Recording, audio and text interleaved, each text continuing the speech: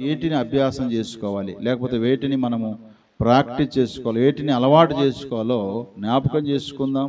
ప్రసంగి గ్రంథము 1వ అధ్యాయము 16వ వచనం. యెరూషలేమునందు నాకు ముందు ఉన్న వారందరికంటేను నేను చాలా ఎక్కువగా జ్ఞానము సంపాదించితననియు జ్ఞానమును విద్యను నేను పూర్ణంగా అభ్యసించితననియు నా మనసులో నేను అనుకుంటుని. అనగా దావీదు మహారాజు యొక్క కుమారుడైనటువంటి ప్రసంగి అనగా సొలొమోను పలికిన మాట ఏంటంటే, నేను ఎక్కువగా జ్ఞానము సంపాదించితని, జ్ఞానమును విద్యను అభ్యాసము చేసితని. అనగా జ్ఞానము సంపాదించాలన్నా విద్యను సంపాదించాలన్నా అభ్యాసం చేయాలి, లేకపోతే దానిని ప్రాక్టీస్ చేయాలి, లేకపోతే దానిని అభ్యాసం చేసి అలవాటు చేసుకుంటే విద్య వస్తుంది, ఆ జ్ఞానం కూడా ఖచ్చితంగా సంపాదించుకుంటాం. కాబట్టి నేను నా జ్ఞానాన్ని ఈరోజు సొలొమోను అంటే మంచి జ్ఞానవంతుడని మీరు అనుకుంటున్నారు కదా, అది ఊరకేం రాలేదు, దేవుడు ఇచ్చాడు వాస్తవమే. కానీ ఇచ్చిన దానిని నేనేం చేశాను, అభ్యాసము చేశాను, హోంవర్క్ చేశాను. నేను అందుకోసమే జ్ఞానము కలిగి విద్యను కలిగి నేను ఉన్నాననే సంగతిని ఆయన జ్ఞాపకం చేశాడు. కారణం ఏంటంటే నేను అభ్యాసము చేశాను. కాబట్టి మన జీవితంలో కూడా ఏటిని మనం అభ్యాసం చేయాలి అని అంటే, హెబ్రీయులకు రాసిన పత్రిక 12వ అధ్యాయము 9 నుంచి 11 వచనాలు. మరియు శరీర సంబంధులైన తండ్రులు మనకు శిక్షకులై ఉండిరి, వారి యందు భయభక్తులు కలిగి ఉంటిమి. అట్లయితే ఆత్మలకు తండ్రి అయిన వానికి మరి ఎక్కువగా లోబడి బ్రతకవలను కదా. వారు కొన్ని దినముల మట్టుకు తమకిష్టం వచ్చినట్టు మనలను శిక్షించిరి గాని మనము తన పరిశుద్ధతలో పాలు పొందవలనని మన మేలు కొరకే ఆయన శిక్షించుచున్నాడు. మరియు ప్రస్తుతమందు సమస్త శిక్షయు దుఃఖకరంగా కనబడునేమో గాని సంతోషకరంగా కనబడదు. అయినను దాని యందు అభ్యాసం కలిగిన వారికి అది నీతి అను సమాధానకరమైన ఫలమిచ్చును అంటున్నాడు. అంటే పౌలు గారు ఇక్కడ చెప్తున్న మాట ఏంటంటే, ఒక తండ్రి తన కుమారుని ఏం చేస్తాడు, శిక్షిస్తాడు. అది ఎంతవరకు శిక్షిస్తాడు అని అంటే, చిన్నప్పటి నుంచి ఒక 13-15 సంవత్సరాలు వచ్చేంత వరకు ఏం చేస్తాడు, శిక్షిస్తాడు. ఆ తర్వాత యవనస్తులయ్యారని చెప్పేసి వారిని ఏం చేస్తారు, గాలికి వదిలేస్తారు. ఇక వాడు పెద్దోడయ్యాడు కాబట్టి నీకు దెబ్బలు పడవరా, ఇక నీకు నువ్వే ఆలోచన చేసుకో, నేను ఎంతకాలం కొట్టాల, నిన్ను ఎంతకాలం తిట్టాలి, నువ్వే అర్థం చేసుకో అన్నట్టుగా తల్లిదండ్రులు వదిలేస్తూ ఉంటారు. అయితే శరీర సంబంధమైన తండ్రులు కొంత మట్టుకే వారిని శిక్షించి వదిలేస్తారు. అలాగనే ఆత్మలకు తండ్రి అయినటువంటి దేవుడు మరీ ఎక్కువగా మనము శిక్షించడానికి అవకాశం ఉంది. కాబట్టి ఆయనకు మనం లోబడాలి అని పౌలు గారు జ్ఞాపకం చేస్తున్నాం. తాత్కాలికం కొంతకాలం శిక్షించే తండ్రికి ఎలాగ లోబడుతున్నామో, అలాగే ఆత్మలకు తండ్రి అయినటువంటి దేవుడు మనల్ని శిక్షించేది ఎందుకో తెలుసా, తన పరిశుద్ధతలో పాలు పొందవలనని మన మేలు కొరకే ఆయన మనల్ని ఏం చేస్తున్నాడు, శిక్షిస్తా ఉన్నాడు అన్నాడు. 6వ వచనంలో అంటాడు, 5-6 వచనాల్లో అంటాడు, నా కుమారుడా ప్రభువు చేయు శిక్షను తృణీకరించకము, ఆయన నిన్ను గద్దించినప్పుడు విసుకకము. ప్రభువు తాను ప్రేమించు వారిని శిక్షించి తాను స్వీకరించు ప్రతి కుమారుని దండించునని కుమారులతో సంభాషించినట్లు మీతో సంభాషించుచు ఆయన హెచ్చరికను మరచితిరి అన్నాడు. అంటే ఒక తండ్రి కుమారుని ప్రేమిస్తున్నప్పుడు తనను ఏం చేయాలంటే ఖచ్చితంగా శిక్షించాలి. ప్రేమించడం ఎక్కువ ఇష్టపడతారా ప్రజలు, శిక్షించడం ఎక్కువ ఇష్టపడతారా? ప్రేమించడం ఎక్కువ ఇష్టపడతారు, మనం కూడా ప్రేమిస్తుంటాం, అది రాంగు. కానీ వాక్యం ఏమంటుందంటే, ప్రస్తుతం మనకు కనబడుతున్న సమస్త శిక్ష దుఃఖకరంగా కనబడుతుంది కానీ అది సంతోషంగా కనపడదు. అయినను దాని యందు అభ్యాసం కలిగిన వారికి నీతి సమాధానకరమై ఉన్నది అన్నాడు. అంటే పౌలు గారు చెప్తున్న మాట ఏంటంటే, శిక్షను మనం అభ్యాసం చేసుకోవాలా అంటాడు. దేన్ని అభ్యాసం చేసుకోవాలి? శిక్షను. ప్రేమించడం ఒక్కటే కాదు అభ్యాసం చేసుకోవాల్సింది, అలవాటు చేసుకోవాల్సింది, అనుసరించవలసింది. శిక్షణ కూడా, అనగా భౌతికపరమైన తల్లిదండ్రులు చేసే శిక్షణ కానీ, ఇలాగ దేవుడు శిక్షించే విధానాన్ని కానీ తప్పకుండా మనం ఏం చేసుకోవాలంట, అభ్యాసము లేక అలవాటు మనము చేసుకోవాలి అన్నాడు. అందుకనే దావీదు భక్తుడు ఒక మాట చెప్పాడు, కీర్తనలు 118:18లో, యెహోవా నన్ను కఠినముగా శిక్షించిన గాని మరణమునకు ఆయన నన్ను అప్పగించలేదు. మన పిల్లల్ని కూడా మనం కొట్టేటప్పుడు చచ్చిపోవాలని కొడతామో చెప్పండి? వారు బ్రతకాలి, బాగుపడాలని కొడతాం కదా. కాబట్టి దేవుడు కూడా తన బిడ్డలను శిక్షిస్తాడు. ఆ శిక్ష మరణానికి నాకు దారి తీయలేదు, ఆయన నన్ను శిక్షించాడు, నన్ను మరణానికి ఆయన అప్పగించలేదు అన్నాడు. అయితే ఒక మాట రాయబడింది బైబిల్లో, ఏంటంటే ఎవరైతే శిక్షింపబడతారో వారు కుమారులు అవుతారంట. శిక్షించబడక కేవలం ప్రేమించబడుతూ ఉన్నారైతే వారు కుమారులుగా పిలువబడరంట. చూడండి, ఫిబ్రవరికి రాసిన పత్రిక 12వ అధ్యాయం 7-8 వచనాల్లో, శిక్షాఫలం పొందుటకై మీరు సహించుచున్నారు, దేవుడు కుమారులనుగా మిమ్మల్ని చూచుచున్నాడు, తండ్రి శిక్షింపని కుమారుడెవడు? కుమారులైన వారందరూ శిక్షలో పాలు పొందుదురు, మీరు పొందని ఎడల దుర్బీజులే గాని కుమారులు కారు అంట. చూసారా? అంటే పిల్లలు శిక్షించినప్పుడు వారి క్షేమం కొరకు మనం శిక్షిస్తాం. శిక్షించబడుతున్నటువంటి పిల్లలు ఏమనుకోవాలి? ఇది నా మేలు కొరకే అనుకోవాలి. గద్దించినా, శిక్షించినా, బుద్ధి చెప్పినా, 4 దెబ్బలు కొట్టినా సరే ఇది నా క్షేమం కోసమే అని అనుకుంటారంట సొంత పిల్లలైతే. అయితే వాళ్ళకి కాని పిల్లలైతే ఏం చేస్తారు తెలుసా? వాళ్ళని వదిలిపెట్టి వెళ్ళిపోతారు. ఉదాహరణకి ఆ మధ్యలో మా తమ్ముడు కూతురు నా దగ్గరికి వచ్చింది, సాత్విక్ వచ్చింది. ఆ అమ్మాయి పడుకోకుండా ఏదో సెల్ ఫోన్ ఒత్తడం అవి చేస్తుంటే నేను కొట్టిన ఒక దెబ్బ కొట్టేసరికి ఆ అమ్మాయి ఒకటేసారి డైలాగ్ ఏమేసింది సార్, మా అమ్మల కాడికి వెళ్ళిపోతానది. అదే వాళ్ళ అమ్మ కొట్టింటే, వాళ్ళ నాన్న కొట్టింటే నేను ఎక్కడికైనా వెళ్ళిపోతా అంటదా? ఇప్పుడు నేను ఎంత పెదనాయనే కాబట్టి, నా తమ్ముడి కూతురు కాబట్టి వాళ్ళ అమ్మ గుర్తొచ్చింది ఆ అమ్మాయికి. అలాగే తన పిల్లలు కొట్టినా సరే అక్కడే ఉంటారు. తన పిల్లలు కాని వారు కొడితే, తిడితే, గద్దిస్తే ఏమవుతారు? వెళ్ళిపోతారు. సంఘాల్లో కూడా జరిగేది అదే. ఇప్పుడు సంఘాల్లో గద్దించకూడదు, బుద్ధి చెప్పకూడదు, వాళ్ళని ఏమనకూడదు. ఎప్పుడు చూసినా వెరీ గుడ్ అబ్బాయి, వెరీ గుడ్ అమ్మాయి, చాలా మంచిది, వెరీ గుడ్, ఏమన్నా చెయ్యి, వెరీ గుడ్ అంటుండాల. ఎవరన్నా రాని, ఇదిగో మంచి విశ్వాసి వీళ్ళ గురించి పరిచయం చేయాలి. అట్లయితేనే సంఘంలో నిలబడతారు చాలామంది. కానీ వాక్యం అంటుంది, దేవుని వాక్యం అంట, బుద్ధి చెప్పుటకును, శిక్షించుటకును, గద్దించుటకును, నీతి యందు శిక్షణ చేయుటకును ఉపయోగకరమైందంట. చూడండి ఆ మాట. 2వ తిమోతి పత్రిక 3వ అధ్యాయం 16-17 వచనం చదవండి. Very good.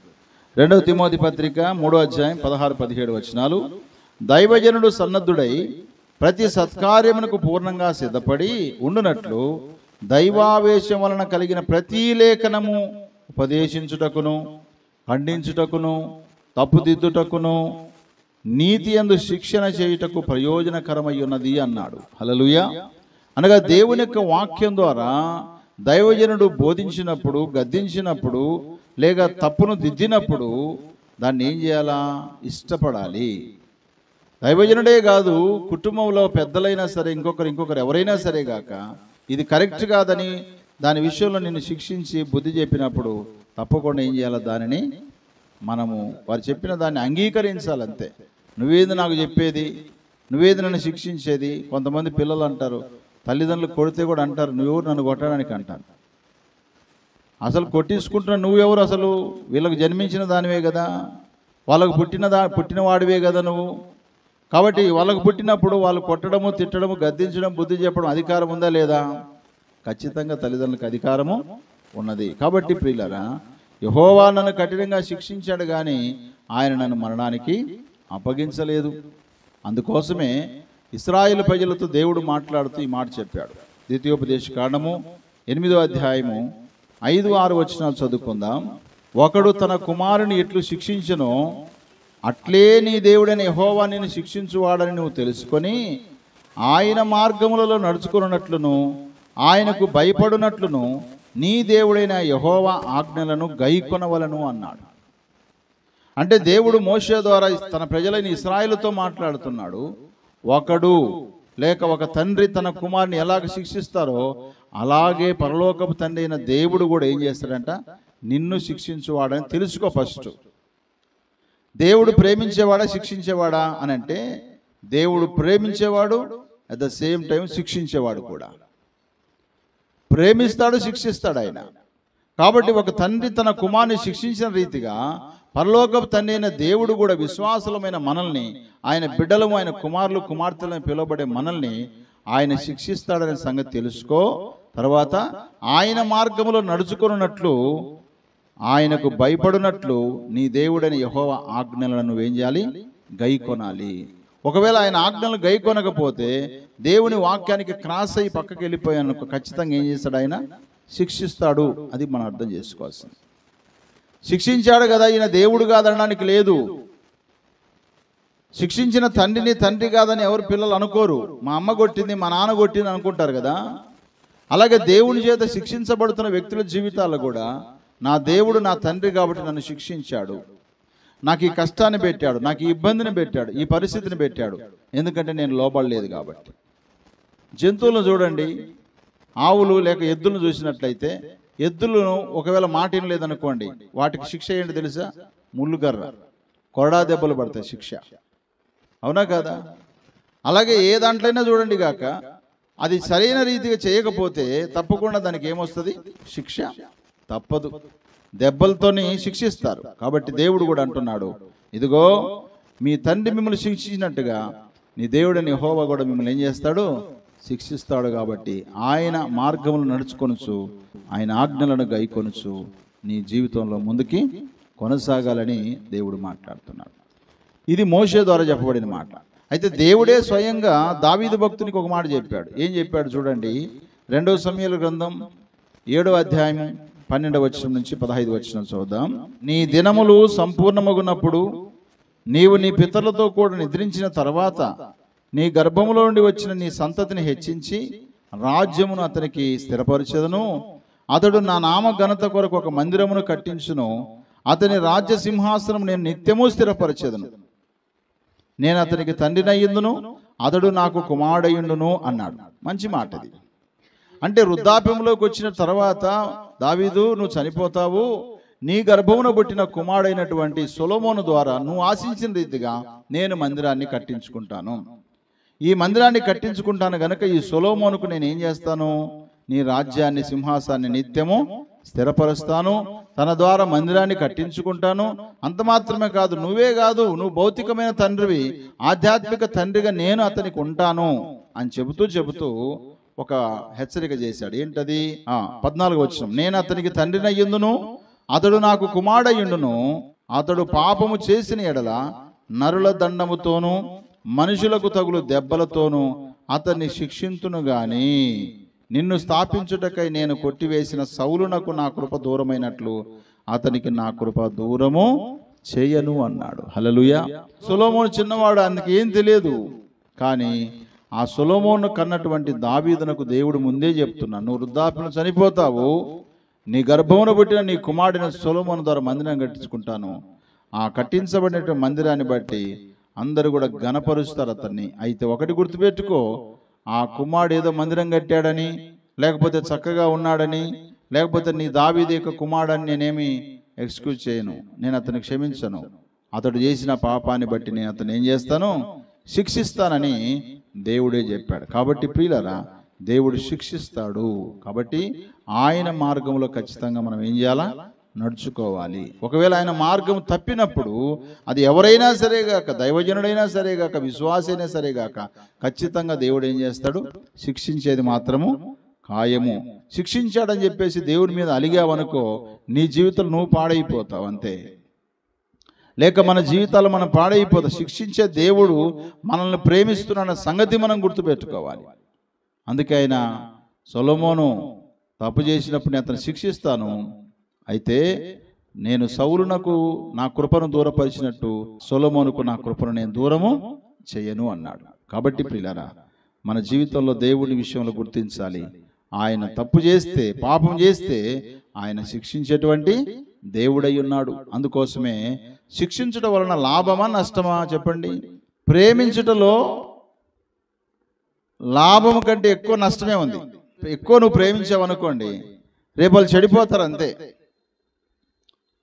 అయితే ప్రేమించొద్దా? మనిషిని ప్రేమించాలా ప్రేమించకూడదా? ప్రేమ కలిగిన దేవుడు ప్రేమించమనే చెబుతాడు, కానీ ప్రేమకు కొన్ని హద్దులు ఉంటాయి, ప్రేమకు కొన్ని పరిమితులు ఉంటాయి, కొన్ని బౌండరీస్ ఉంటాయి. ఊరక ప్రేమించడమేలా ఉన్నాం అనుకోండి, వాళ్ళకి కష్టమేదో తెలియదు, వాళ్ళకి నష్టమేదో తెలియదు, వాళ్ళకి ఏమి ఇబ్బందులేమో తెలియదు. ప్రేమించు కానీ సమయోచితంగా ప్రేమించు, శిక్షించు కానీ సమయోచితంగా శిక్షించు. రెండు బ్యాలెన్స్ చేయాలి. ఒక తక్కెడ చూడండి, ఆ తక్కెడ ఇట్లా పట్టుకున్నప్పుడు ఒకటి ఎక్కువ ఒకటి తక్కువ ఉంటుందా చెప్పండి?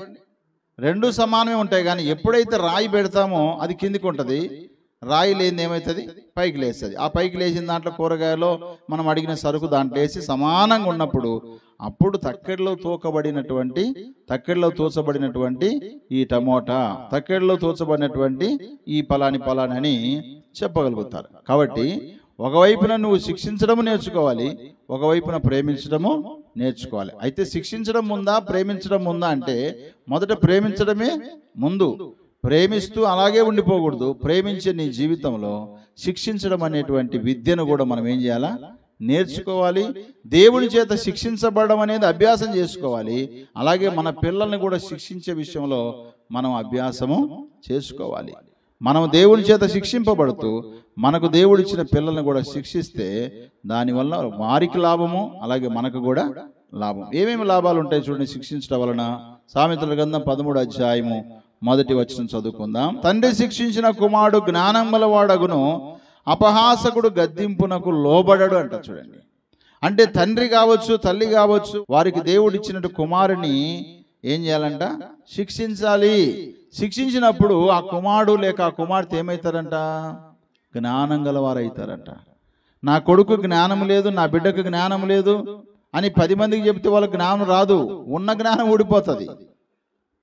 కానీ వాళ్ళని ఏం చేస్తున్నారంట? నీ జీవితంలో ప్రేమిస్తూ అదే ప్రకారంగా శిక్షించడం కూడా అవసరం.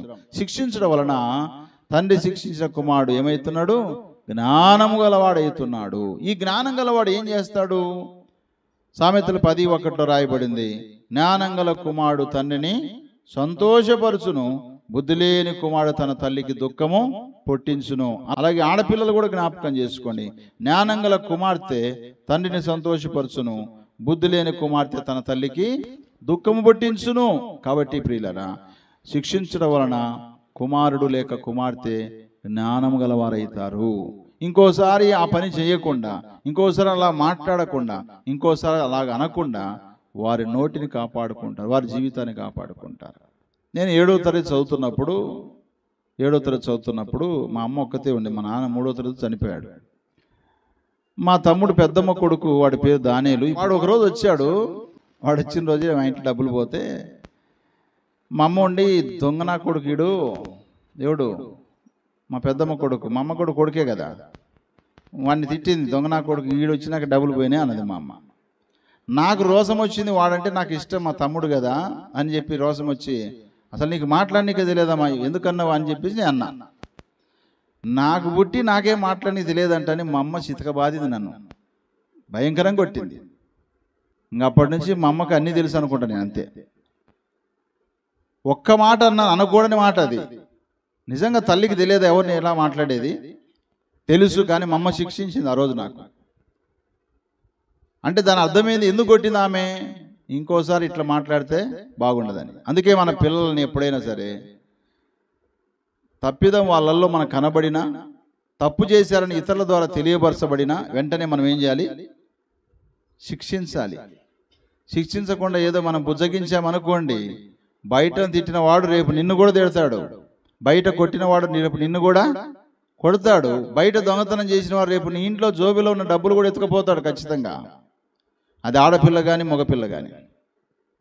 కాబట్టి తండ్రి శిక్షించిన కుమారుడు జ్ఞానం గలవాడవుతాడు. ఈ రోజుకు నేను మా అమ్మ చెప్పిన మాట, మా అమ్మ కొట్టిన దెబ్బలు గుర్తే ఉన్నాయి నాకు. అందుకే నేను ఎవరిని కూడా నీకేం తెలియదు అనను. ఎవడు తిక్కలోడిగాడు వాడికి కొంచెం తెలిసే ఉంటుంది అనుకుంటాను, అవునా కదా?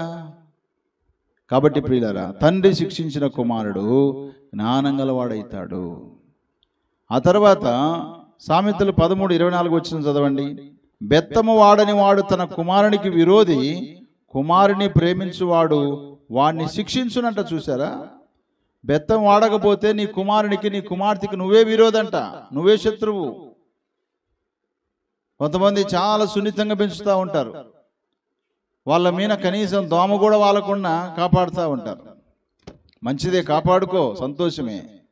అదే సమయంలో బెత్తము వాడు, నీ కుమారుడికి నీ కుమార్తె బెత్తం వాడు. చేత కొట్టొద్దు, చేత కొడితే సస్తారు వాళ్ళు ఖచ్చితంగా. ఏదైనా ఒక కట్టె పెట్టుకోవాలి ఇంట్లో, కట్టెను చూసినప్పుడు అని గుర్తు రావాలా, అయిపోద్ది నా పని అని, అలా గుర్తు రావాలా. అందుకే నేను కుమారుని ప్రేమించినా నీ కుమార్తె నువ్వు ప్రేమించినా నువ్వేం చేయాలంట? వారిని శిక్షించడం మానుకోవద్దంట. శిక్షించు అంటాడు చూడండి. కుమారుని ప్రేమించువాడు వారిని ఏం చేస్తాడంట? శిక్షిస్తాడు. బా, ఎంత మంచి మాట. నీ కుమారుడి పట్ల నీకు ప్రేమ ఉందంటే వాళ్ళని శిక్షించాలి. నువ్వు నీ కుమార్తె పట్ల ప్రేమ ఉందంటే ప్రేమించు, శిక్షించు అంటాడు. నువ్వు శిక్షించటం లేదంటే వాళ్ళు నువ్వు ప్రేమించటం లేదు, వాళ్ళకు నువ్వు విరోధిగా బ్రతుకుతున్నావు అంతే. నువ్వు శిక్షించకపోతే నీ పిల్లలు నీ మాట వినరు తెలుసా. నువ్వు చూపించే ప్రేమకు వాళ్ళే ముగ్ధులైపోవాలి. నువ్వు శిక్షించే శిక్షకు వాళ్ళు భయపడాలి. వాళ్ళు చెప్పాలి పెద్దగైన తర్వాత, మా నాన్న ఎంత ప్రేమిస్తాడో అన్ని బచ్చాలు వేస్తాడు, మా అమ్మ ఎంత ప్రేమిస్తుందో అన్ని భక్ష్యాలు కూడా వేస్తుంది. భక్ష్యాలు అంటే ఏంది? దెబ్బలు. ఎంత ప్రేమ ఉందో అంత దెబ్బలు కూడా కొడతారనేది గుర్తుపెట్టుకోవాలి. మనం ఏమనుకుంటాం? కొట్టేసరికి పిల్లలు అనుకుంటారు మా నాన్న మంచోడు కాదు, మా అమ్మ మంచిది కాదంటారు. ఎవరు మంచోళ్ళు కాదు. ప్రేమించుకుంటూ పోతే నీ పిల్లల్ని నష్టపోతారు, పిల్లలు పాడైపోతారు. కాబట్టి నీ కుమారుణ్ణి లేక నీ కుమార్తెని ప్రేమించే నీవు తప్పకుండా వాళ్ళని ఏం చేయాలా? శిక్షించాలి. బైబిల్లో దైవజనుడు ఏలీ ఉన్నాడు. ఏలీ దైవజనుడి కుమారులు మందిరానికి వస్తున్నటువంటి స్త్రీలతో వ్యభిచారం చేస్తూ ఉన్నారు. రేయ్, మీరు చేసిన పని మంచిది కాదని నాకు వినబడిందిరా, అట్లుండొద్దన్నా అన్నాడు. కానీ వాళ్ళకి ఇవ్వాల్సిన శిక్ష ఆయన ఇవ్వలేకపోయాడు. అందుకే యుద్ధంలో ఏమైపోయారు? తండ్రి చనిపోయాడు, ఇద్దరు కుమారులు కూడా చనిపోయారు. దేవుని సన్నిధిని చెప్పబడేటువంటి మందసం కూడా ఫిలిష్తీయుల శత్రులు ఎత్తుకొని పోయారు. అప్పుడు తన కోడలు డెలివరీ అయ్యి ఆ బాధ తట్టుకోలేక ఇకాబోద్ అని పుట్టిన కుమారుడికి పేరు పెట్టింది. ఇకాబోద్ అంటే ప్రభావం పోయెను. దేవుని ప్రభావం పోయింది మాకు. ఇక మా మామ చనిపోయాడు, నా భర్త చనిపోయాడు, నా మరిది చనిపోయాడు, ఇక దేవుని సన్నిధి అని చెప్పబడే మందసం కూడా లేదు మా మధ్యలో అని ఎంతో ఏడుపుతో కన్నీటితో పుట్టిన కుమారుడికి ఇకాబోద్ అని పేరు పెట్టేసింది. కారణం ఏంటో తెలుసా? మాట చెప్పడం కాదు, మాటతో పాటు దెబ్బలు కూడా పడాలి పిల్లలకి. అలా పడకపోతే భౌతికంగా వాళ్ళు చాలా నష్టపోతారు. అలాగే ఆధ్యాత్మికంగా దేవుడు కూడా మనల్ని అలాగన ప్రేమిస్తున్నాడు కాబట్టి మనల్ని ఏం చేస్తాడు? ఆయన శిక్షిస్తూ ఉంటాడు, పడేస్తాడు, లేపుతాడు, గాయం చేస్తాడు, గాయమును కూడా ఆయన కడతాడు. కాబట్టి మంచి జరిగితేనే దేవుడు కాదు, చెడు జరిగినా సరే ఇది నా మేలు కొరకే అనేటువంటి పాజిటివ్ తలంపులు, ఆలోచనలు మన మైండ్లో ఎప్పుడు పెట్టుకోవాలి. కాబట్టి శిక్షించటం వలన కుమారుడు జ్ఞానం గలవాడు. బెత్తం వాడని తండ్రి కుమారుడికి విరోధి కాబట్టి ప్రేమించేటువంటి నీవు నీ కుమారుని నీ కుమార్తెను కూడా శిక్షించుము అంటాడు. ఇదే సామెతల గ్రంథం 19వ అధ్యాయము 18వ వచనం. బుద్ధి వచ్చునని నీ కుమారుని శిక్షింపుము, అయితే వాడు సావలనని కోరొద్దు. కొంతమంది తండ్రులు తల్లులు ఇట్లా ఉంటారు, సావురా, నువ్వు చస్తే మాకు పీడపోతుంది, నువ్వు చస్తే మాకు కుటుంబం బాగా అయిపోద్ది. ఏం బాగా కాదు, ఇంకా చెడిపోతుంది. సావడానికి కోరే నీవు దానికంటే ముందు చేయవలసిన పని ఏంటి తెలుసా? బుద్ధి రావాలని కుమారుని శిక్షించు. బైబిల్లో తప్పిపోయిన కుమారుడు ఉన్నాడు కదా, నిజంగా తప్పిపోయాడు అతడు ఏం తప్పిపోలేదు. తండ్రి దగ్గర బలవంతం చేసి నా ఆస్తి నాకు ఇచ్చేసి అని చెప్పి ఎక్కడికో వెళ్ళిపోయి సమస్తం కోల్పోయి చివరికి తినడానికి తిండి లేక పందుల పొట్టు తిని బతకాలనుకున్నాడు. ఏమి దొరకని పరిస్థితులు అర్థం చేసుకున్నాడు. తిట్టే మా నాయనే మేలు, కొట్టే మా నాయనే నాకు మేలు, గద్దించే మా నాయనే మేలు. మా నాయన దగ్గర చాలా మంది పని చేస్తున్నారు. మా నాయన దగ్గరికి వెళ్ళాలనుకున్నాడు. తన మనసు మార్చుకొని ఆ పందుల పొట్టు తినడానికి కూడా అవకాశం లేనప్పుడు దేవుడు మరి తండ్రి గుర్తొచ్చాడు. అన్ని కోల్పోయినాక గుర్తొచ్చాడు. అందుకే ప్రియులారా, మన కుమారులు మన ఇల్లు ఇడిచిపెట్టిపోకూడదు, మన కుమార్తెలు ఇల్లు ఇడిచిపెట్టిపోయేటట్టు కాదు. వారి ఇంటిలోనే ఉంటూ నీ ద్వారా శిక్షింపబడుతూ వారు బాగా కావాలని దేవుడు కోరుకుంటాడు. కాబట్టి కుమారునికి బుద్ధి రావాలని శిక్షించు, కానీ వాడు చావాలని అసలు కోరవద్దు. వాని చావు కోరుతున్నావంటే వానికంటే ముందు నువ్వే చావచ్చు, జాగ్రత్త. ఒకరికి సావు కోరుతున్నామంటే ఖచ్చితంగా ఆ చావు ఏదో మనకే. కారణం ఏంటో తెలుసా? జీవ మరణములు 4 వశంలో ఉన్నాయంట. ఏ వశంలో ఉన్నాయి? 4 వశంలో ఉన్నాయి. కాబట్టి ఎవరినైనా సరే గాక చావండి, చావు చస్తే బాగుంటుంది, కొన్నిసార్లు ఇతరులు చస్తే బాగుండదు అంటుంటారు. కొన్నిసార్లు బాధలు తట్టుకోలేక నేను చస్తే బాగుండు, నేను చస్తే బాగుండు, నేను చస్తే బాగుండు అన్నప్పుడు దేవుడు ఆమెన్ అన్నాడు అనుకోండి, పరిస్థితి ఎట్లా ఉంటుంది చెప్పండి. మనము చచ్చిపోవడానికి ఆశపడకూడదు, ఇతరులు చావాలని కూడా కోరకూడదు. మన పిల్లలను కొట్టేటప్పుడు కూడా వాళ్ళు బాగుపరచుట కొరకై వాళ్ళని శిక్షించాలి తప్ప చావాలని వారిని ఎప్పుడు కూడా కొట్టకూడదు. సామెతలు 23:13 మరొక మాట చెప్తాడు, నీ బాలులను శిక్షించుట మానుకొనకము, బెత్తముతో వాడిని కొట్టిన ఎడల వాడు చావకుండును, బెత్తముతో వాడిని కొట్టిన ఎడల పాతాళమునకు పోకుండా వాని ఆత్మను తప్పించదవంట. హల్లెలూయా. నీ పిల్లలను బాలురని అంటే ఒక మగపిల్లలే కాదు, బాలికలు కూడా. నీ బాలికలను నీ బాలులను శిక్షించడం మానుకోవద్దు, బెత్తముతో వారిని కొడితే వారు చావకుండునంట. అందుకే జాగ్రత్త, పిల్లలను కొట్టేటప్పుడు బెత్తం వాడాలి, బెత్తముతో వారిని శిక్షించాలి, బెత్తముతో వారిని దండించాలి. నేను 10th క్లాసులో ఉన్నప్పుడు నాకు ఒకసారి అంటే చాలా భయం. ఒకటేంది, 2 సారులు అంటే భయం. ఒకసారి లెక్కల సారు, రెండవ సారు హిందీ సార్. ఎందుకంటే నేను హిందీ రాస్తా కానీ హిందీ చదవలేను, హిందీ రాస్తాను కానీ హిందీ చదవలేను. కాబట్టి ఆయన దగ్గర ఇంతలా రూల్ కర్ర ఉంటుంది. రూల్ కర్ర తెలుసు కదా, పోలీసుల కాడ ఉంటుంది రూల్ కర్ర. ఆ రూల్ కర్ర తెచ్చుకునేవాడు ఆయన. అక్కడి నుంచి 30 కిలోమీటర్ దూరం నుంచి మాకు చెప్పడానికి వచ్చేవాడు. ఆయన పేరు గాబ్రియల్ సార్. భూతద్దాలు పెట్టుకుంటాడు ఆయన. ఎవరికెళ్ళి చూస్తుంటే ఎవరికి తెలియదు. రైట్ రారా అంటాడు, నిన్ను పిలిచింటాడు. అయితే ఈయన పీరియడ్ వచ్చినప్పుడు నేను ఏం చేసేవానంటే, మా స్కూల్ పక్కనే ఇప్పటికి కూడా చెట్లు ఉన్నాయి, చింత చెట్లు ఉన్నాయి. ఆ చింత చెట్ల మీదకి ఎక్కి పైన కూర్చునేవాడిని, నెక్స్ట్ పీరియడ్ కోసం వచ్చేవాడిని. అట్లా ఉండేవాడిని. వాళ్ళు శిక్షిస్తారని చెప్పేసి నేను తప్పించుకొని తిరిగాను. ఈ రోజుకు నాకు హిందీ రావట్లేదు, చాలా బాధ అనిపించింది. మొన్న ఒక అక్క టీచర్ అయింది, హిందీ టీచర్ అయితే ఆమె కోసం నేను ప్రార్థన చేయాల్సిన అవకాశం వచ్చింది. అప్పుడు నాకు గుర్తొచ్చింది, 99లో నేను 10th క్లాస్ ఫెయిల్ అయిపోయినా. కారణం ఏంటంటే హిందీ సబ్జెక్టే. 1-2 మార్కులు వచ్చింటే పాస్ అయ్యేవాడిని, 19 మార్కులు వచ్చినాయి, 21 వస్తే పాస్. అప్పుడు కారణం ఏంటి తెలుసా, ఆయన శిక్షిస్తాడని కొడతాడని చెప్పేసి తప్పించుకొని తిరిగినాను. అది కూడా తప్పిపోయింది. హిందీ సబ్జెక్ట్ కూడా ఏమైపోయింది, తప్పిపోయింది. అదే తప్పించుకోకుండా ఒకవేళ చక్కగా కొట్టినా సరే శిక్షించినా సరే నేను ఉండాలి అని చెప్పేసి ఒకవేళ ఉండింటే ఈ రోజుకి హిందీ ఖచ్చితంగా రాయగలుగుతుంటిని, చదవగలుగుతుంటిని. రాసేది విధానం వేరు, చదివే విధానం వేరు, మాట్లాడే విధానం వేరు. అమెరికాకు పోండి, ప్రతి ఒక్కరు ఇంగ్లీష్ మాట్లాడతారు, కానీ రాయనికి రాదు వాళ్ళకి. ఎందుకంటే బై బర్త్ వాళ్ళకు మాతృభాష ఇంగ్లీష్ కాబట్టి మమ్మీ హౌ ఆర్ యూ అంటారు. అదే భాష రాయిరా తెలుగు ఇంగ్లీష్లో రాయరంటే రాయలేరు, ఎందుకంటే వాడు బడికి పోతేనే రాస్తాడు.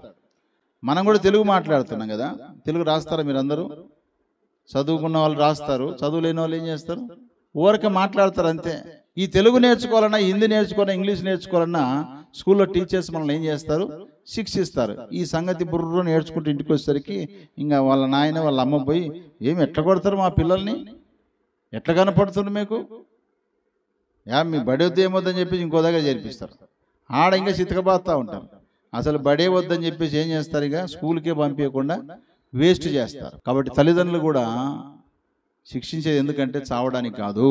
పిల్లలు గుర్తుపెట్టుకోవాలి, నీ తల్లి నీ తండ్రి కొట్టినా తిట్టినా గద్దించినా అది ఎవరి కోసమో, నీ యొక్క మేలు కోసమే. కాబట్టి బుద్ధి వచ్చునని నీ కుమారుని శిక్షించు అన్నాడు, నీ బాలులను శిక్షించుట మానుకోవద్దు అన్నాడు. నీ పిల్లలను శిక్షించడం అసలు మానుకోవద్దు, ప్రేమించు, అదే సమయంలో శిక్షించు అని కూడా వాక్యం సెలవిస్తుంది. ఆ తర్వాత చూడండి, సామెతలు 29:17, నీ కుమారుడిని శిక్షించినలా అతడు నిన్ను సంతోషపరచును, నీ మనసుకు ఆనందము కలుగజేయనంట. హల్లెలూయా. నీ కొడుకు నీ బిడ్డ నీ మనసుకు ఆనందం కలుగజేయాలంటే ఆనందానికంటే ముందు ఏముంది, నువ్వు శిక్షించాలి. నీ కుమారుని శిక్షిస్తే అతడు నిన్ను సంతోషపరుస్తాడు. ఒక రోజున తన లైఫ్లో జీవితం సెట్ అయిపోయిన తర్వాత తను చెప్తాడు, ఇదిగో చిన్నప్పుడు మా అమ్మ ఇలా చేసేది, చిన్నప్పుడు మా నాన్న ఇలా చేసేవాడు అని చెప్పగలుగుతారు. మీకు ఒక సీక్రెట్ చెప్పాలన్నా, నేను కూడా చదువురాని మొద్దునే. మా ఇంట్లో నాప బండలు ఉండేటివి. నేనేం చేసేవానంటే చదువు రాక కుమార్ గానిలాగా బడికి ఖచ్చితంగా పోతా, బోధినడం అలా మూలన కూర్చోవడం నా పని. మా స్కూల్లో మా నాన్నకు భయపడి నేనేం చేసేవానంటే పలక పగల కొట్టుకుని ఇంటికి పోయేటవాడిని. రాతి పలకను బలగొట్టి ఇంటికి పోయి ఏందిరా రాయిరంటే పలక పగిలిపోయింది నాయన అనేటి నేను. పలక పగిలిపోయిందా? మా నాన్న నాకంటే జ్ఞానం గల్లోడేమో, ఇంట్లో తీసుకుపోయి బండల మీద రాయేటోడు. నల్ల బండలు కదా, ఆ బండల మీద రాయని శాక్ పీస్ ఇచ్చేవాడు. బల్పాలు ఇస్తే బల్పాలు తినేసేది, మింగేసేది తిని. ఇప్పుడు శాక్ పీసులు ఎవడు తిట్టాడు? తిన్నామంటే కక్కుతాం చూడు. ఇప్పుడు శాక్ పీసులు తీసుకొని మా నాన్న రాయమనేవాడు. నాకు రాకపోయేసరికి మరలా వెళ్ళి టీచర్ని తిట్టి 1వ తరగతిలో మళ్ళా 2 సంవత్సరాలు చదివిన నేను. 2 సంవత్సరాలు 1వ తరగతి చదివినందుకు అప్పటికే నేను హైట్ ఉండేవాడిని, కుమార్ లెక్క హైట్ ఉండేవాడిని. 1వ తరగతి అంటే అందరూ నవ్వేటోళ్ళు నన్ను చూసి ఎదులాగా ఉన్నాడు వీడేది ఇంకా 1వ తరగతి అని. సరే హైట్ ఉన్నాడని చెప్పేసి 10వ తరగతిలో పెట్టామనుకోండి, మనకేమైనా చదువు వస్తుందా? ఇప్పటికి నేను అనుకుంటాను, అప్పుడు మా నాన్న చెడ్డోడు అనుకున్నాను. మా నాన్న నాకు మంచి పని చేశాడు. మా నాన్న చేసిన పని బట్టి ఈరోజు నేను వాక్యం చదువుతున్నా, అక్షరాలు చదువుతున్నా, నలుగురికి అక్షరాలు కూడా చెప్పగలుగుతున్నా. మా నాన్న అట్లా శిక్షించి దేవుని నమ్ముకోకుండా చనిపోయాడు. అది పెద్ద బాధ నాకు. మహాకోపిష్టి కూడా. ఆయన కోపం దెబ్బకి నా తలకాయ పగిలిపోయింది. ఇక్కడ చూడొచ్చు మీరు, ఇక్కడ కనపడుతుంటుంది. ఇది ఈ మంచం కోడికేసి నేను ఏడుస్తున్నానని మా నాన్న మంచం కోడిసి పొడిస్తే 3 ఇంచుల లోతుకు గాయమైంది నాకు. సరే మా నాన్న మర్చిపోతానేమో, ఇది దెబ్బ ఉందేమో అనిపిస్తుంది నాకు. ఇప్పుడు దాన్ని చూసినప్పుడల్లా మా నాన్న గుర్తొస్తాడు, చదివేటప్పుడల్లా మా నాన్న గుర్తొస్తాడు నాకు. కారణం ఏంటంటే మా నాన్న ఆ రోజు నన్ను శిక్షించకపోతే, నన్ను మరలా గద్దించి ఒకవేళ మరలా హాస్టల్లో వేయకపోయింటే నాకు ఈ చదువు వచ్చేది కాదు. కాబట్టి ప్రియులారా, నీ కుమారుని శిక్షించినట్లు అతడు నిన్ను సంతోషపరుస్తాడట, నీ మనసుకు ఆనందం కలుగజేస్తాడంట. ఇప్పుడు నా తల్లిదండ్రులు ఉంటే ఎంత సంతోషించే వాళ్ళో అనిపిస్తుంది నాకు. లేరు కదా. కాబట్టి నీకు పిల్లలు ఉన్నారు, నువ్వు తల్లిగా తండ్రిగా ఉంటున్నావు. నీ పిల్లలు నిన్ను సంతోషపరచాలన్నా, నీ మనసుకు ఆనందం కలుగజేయాలన్నా నువ్వు చేయవలసిన ప్రాజెక్ట్ వర్క్ ఏంటి తెలుసా? వాళ్ళని ప్రేమించు, అట్ ద సేమ్ టైం శిక్షించు. ఒకటే చేయొద్దు, ఎప్పుడు కూడా ఒకటే చేయొద్దు. డ్రైవింగ్ చేసేవాళ్ళు ఒక చేతితో నడిపితే బాగుంటుంది, 2 చేతులతో నడిపితే బాగుంటుంది. కొంతమంది ఎంత స్టైల్ అంటే ఇట్లా పెడతారు చేతులు, ఎవడని వెనక తగలమని. కొంతమంది ఇట్లా పెడతారు కదా, నడిపేటప్పుడు అదొక స్టైలు. తగిలితే స్టైల్ మొత్తం ఊడుతుంది. మామూలుగా హ్యాండిల్ ఇట్ట పట్టుకోవాలా, కాలు ఇట్ట పెట్టుకోవాలా. ఒకడు కాలు ఇట్ట పెట్టుకుంటాడు. ఎందుకని ఇట్ట పెట్టుకుంటే ఇవ్వడం తగిలి కాలు ఊడిపోయి ఆడి వరకు తొడంతా అక్కడ ఎదురు ఇవ్వడం గుద్దిందంటే అయిపోయి కాలు ఏమైపోతుంది, సొప్ప బయటకు వస్తుంది. ఇట్లాంటి వాళ్ళు అవివేకం అన్నట్టు. ఇదంతా ఏ రకంగా పోవాలో అదే రకంగా పోతేనే వాడు బ్రతికి బట్టగడతాడు. 2 చేతులతో హ్యాండిల్ పట్టుకుని నడిపేవాడు క్షేమంగా వెళ్ళిపోతాడు. ఒక దాంతో మాట్లాడుకుంటూ ఒక పక్క ఫోన్ మాట్లాడుకుంటూ ఒక పక్క పట్టుకొని పోయినోడికి ఏమవుతుంది? యాక్సిడెంట్ అయితే. సేమ్ అలాగే ఊరక ప్రేమిస్తుండొద్దు నీ పిల్లల్ని, ఊరక శిక్షిస్తూ ఉండొద్దు. మా నాయన ఎప్పుడు కొడతాడు, మా అమ్మ ఎప్పుడు తిడుతుంది అనే మాటలు మీ పిల్లలకు రాకుండా చూసుకోవాలి మనం. దేవుడు ఎలాంటి వాడు? ప్రేమించేవాడు, శిక్షించేవాడు కదా. అలాంటి దేవుని పిల్లలుగా మనం కూడా మన పిల్లల్ని శిక్షించాలి. మనము దేవుని శిక్షను అభ్యాసము చేసుకోవాలి. కాబట్టి శిక్షించడం వలన లాభాలు ఏంటంటే, తండ్రి శిక్షించిన కుమారుడు జ్ఞానం గలవాడవుతాడు, బెత్తం వాడని కుమారుడికి విరోధి అవుతాడు, కుమారుని ప్రేమించేవాడు వాడిని శిక్షిస్తాడు. అలాగే బుద్ధి వచ్చునని నీ కుమార్తెని శిక్షించాలన్నాడు. నీ పిల్లలను శిక్షించడం మానుకోవద్దు. నీ కుమారుని శిక్షిస్తే అతడిని సంతోషపరుస్తాడు, నీ మనసుకు ఆనందాన్ని కలుగజేస్తాడని దేవుడి వాక్యం ద్వారా మనము వింటా ఉన్నాం. దేవుడు శిక్షించడానికి గల కారణాలు నెంబర్ 1 ఏంటంటే, యెషయా గ్రంథము 26:20 దోషమును బట్టి శిక్షిస్తాడు. రెండవదిగా ఇర్మియా గ్రంథము 14:10 ప్రకారము పాపమును బట్టి శిక్షిస్తాడు. మూడవదిగా ఇర్మియా గ్రంథము 23:2 దుష్క్రియలు అంటే చెడ్డ క్రియలను బట్టి దేవుడు శిక్షిస్తాడు. ఐదవదిగా హోషేయ గ్రంథము 1:6 రక్త దోషమును బట్టి, అనగా ఎవరైనా చంపితే నరహత్య చేస్తే రక్త దోషమును బట్టి ఆయన శిక్షిస్తాడు. హోషేయ గ్రంథము 4:9 ప్రకారము నీ ప్రవర్తన బట్టి దేవుడు శిక్షిస్తాడు. మంచి ప్రవర్తన, ఓకే వెరీ గుడ్ అంటాడు, రైట్ మార్క్ కొడతాడు. ఒకవేళ నీ ప్రవర్తనలో తేడా ఉందనుకో, ఆ ప్రవర్తన బట్టి నిన్ను ఏం చేస్తాడు? శిక్షిస్తాడు, లేక మనల్ని శిక్షిస్తాడు. ఇక 7వది ఏంటంటే, హోషేయ గ్రంథం 5:2 ప్రకారం మన తిరుగుబాటుతనాన్ని బట్టి దేవుడు శిక్షిస్తాడు. తిరగబడినారనుకోండి మన పిల్లలు, మనం కొట్టేటప్పుడు నువ్వేంది నన్ను కొట్టేదని పిల్లలు కొన్నిసార్లు వెనక్కి తిరుగుతారు. వెనక్కి తిరిగిన మళ్ళీ వాళ్ళ మెడ ఇరుస్తాం మనం, అవునా? వాళ్ళకి ఇంకా 4 దెబ్బలు ఎక్కువ పడతాయి, అవునా కాదా? కాబట్టి దేవుని ప్రజలైన వారు దోషం చేశారు, పాపం చేశారు, దుష్క్రియలు చేశారు, మనుషులు చంపేశారు, ప్రవర్తన సరిగా లేదు, తిరుగుబాటు చేశారు. అందుకోసమే దేవుడు తన ప్రజలైన ఇశ్రాయేలుని ఏం చేశాడు? శిక్షించి వారిని బబులోను దేశానికి బానిసలుగా పంపించేశాడు. బానిసలుగా పంపించారు. దేవుడికి ప్రేమ లేదా చెప్పండి? దేవుడు ప్రేమించినంత కాలం వాళ్ళు ఏం చేశారంటే వారి ఇష్టానుసారంగా దోషములు, పాపములు, దుష్క్రియలు, రక్త అపరాధము చేస్తూ ప్రవర్తన మార్చుకోకుండా దేవుడి మీద తిరుగుబాటు చేస్తూ వచ్చారు. దేవుని మర్చిపోయిన వారి వల్లే ప్రవర్తించారు. అందుకే వారి శిక్షకు కారకులు వారే అయిపోయారు.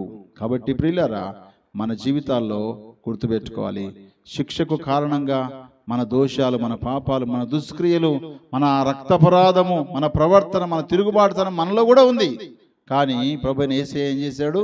మన అపరాధముల కొరకై, మన పాపముల కొరకై తన్ను తాను సిలువకు అప్పగించుకున్నాడు. ఆయన ఏ పాపము చేయలేదు. మన దోషమును బట్టి ఆయన నలుగొట్టబడ్డాడు. మన దోషములను బట్టి ఆయన సిలువ వేయబడ్డాడు. మన దోషములను బట్టి ఆయన కొరడా దెబ్బలు అనుభవించాడు. మన అతిక్రమములు బట్టి, మన పాపములు బట్టి, మన దుష్టక్రియలను బట్టి, మన ప్రవర్తనను బట్టి, మన తిరుగుబాటుతనాన్ని బట్టి ప్రభువైన యేసయ్య ఎక్కడ తిరుగుబాటు చేయలేదు. సిలువలో వేలాడుతూ కూడా తండ్రి వీరేమి చేసిన వెరుగరు కనుక వీరిని క్షమించు అన్నాడు. ఎక్కడ తిరుగుబాటు చేయని, సిలువ మొయ్యలేను, ఈ కొడా దెబ్బలు అనుభవించలేను, నన్ను దయచేసి వదలండ్రా బాబు అని మొక్కలేదు ప్రభు.